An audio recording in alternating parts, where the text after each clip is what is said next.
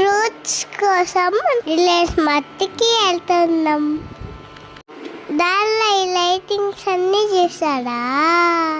ఇవెందుకంటే పద్మావతి అమ్మవారి బ్రహ్మోత్సవాల్లో అందుకే ఇలాగా గ్రాండ్గా డెకరేట్ చేశారు. మేము రిలయన్స్ మార్ట్కి వచ్చేసాం.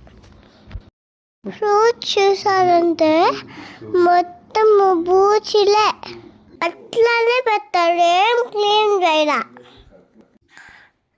రిలయన్స్ ఫ్రెష్ అంటారు, ఎంత ఫ్రెష్గా ఉన్నాయో చూడండి.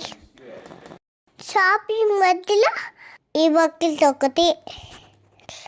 అందుకే ఫ్రూట్స్ వెజిటేబుల్స్ ఏం తీసుకోలేదా.